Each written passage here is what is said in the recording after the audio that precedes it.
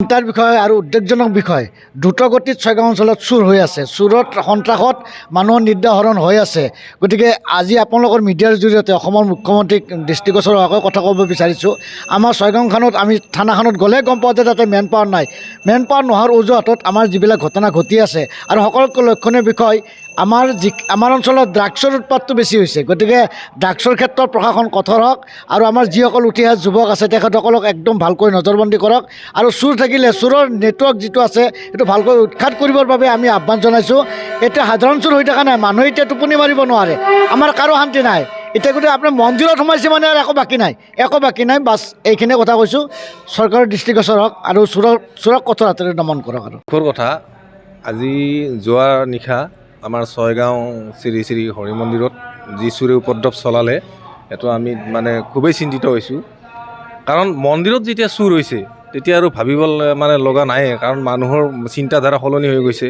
এই চিন্তাধাৰা সলনি হোৱাৰ ক্ষেত্ৰত মই ভাবোঁ যে ড্ৰাগছ আসক্ত কিছু ব্যক্তি আছে, এই ব্যক্তিসকলে এই কাম কৰা বুলি আমাৰ ধাৰণা হয়। তাৰোপৰি সমাজৰ কিছু অনগ্ৰসৰ ব্যক্তিও আছে, য'ত আমাৰ বিভিন্ন ঠাইৰ পৰা ছয়গাঁৱত এতিয়া মানুহে কাম বন কৰিবলৈ আহে। তেনেকুৱা কিছু ব্যক্তিও আমাৰ ধাৰণা হয়, কাৰণ অচিনাকি ব্যক্তি আমি বহুত দেখোঁ। গতিকে তেখেতসকলেও এনেকুৱা কাৰ্য কৰি আছে। এই ক্ষেত্ৰত আমি প্ৰশাসনক কঠোৰ পদক্ষেপ ল'বলৈ আমি অনুৰোধ জনাইছোঁ। ইতিমধ্যে আমি প্ৰশাসনক জনাইছোঁৱে। প্ৰশাসনৰ ফালৰ পৰা কৈছে তেখেতসকলৰ মেন পাৱাৰ নাই। আচলতে লজ্জাজনক কথা, এই চৰকাৰখনত যদি মেন পাৱাৰে দিব পৰা নাই সেইটোতহে আমি চিন্তিত হৈছোঁ। থানালৈ গ'লেই কয় বা প্ৰশাসনক জনালেই কয় যে আমাৰ মেন পাৱাৰ নাই। আৰু মেন পাৱাৰ যদি নাথাকে থানাখন চলি আছে কেনেকৈ আৰু ৰাইজক নিৰাপত্তা দিব কেনেকৈ? এতিয়াতো চৌদিশে কেৱল চোৰ, চোৰৰ উপদ্ৰৱত মানুহে ভালকৈ বিয়া খাব নোৱাৰা হৈছে।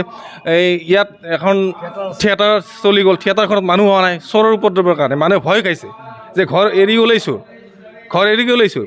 গতিকে প্ৰশাসনৰ জৰিয়তে মই চৰকাৰক আমি অনুৰোধ জনাম বা আমাৰ মুখ্যমন্ত্ৰী সন্মানীয় হিমন্ত বিশ্ব শৰ্মাক আমি অনুৰোধ জনাম, তেখেতসকলে যাতে এটা ইনিচিয়েটিভ লয়। ছয়গাঁও অঞ্চলত বহুদিনৰ পৰা এনেকুৱা চুৰি কাৰ্য হৈ আছে, ইয়াক ৰোধ কৰাৰ কাৰণে ব্যৱস্থা লওক, তাৰে আমি অনুৰোধ জনাইছোঁ।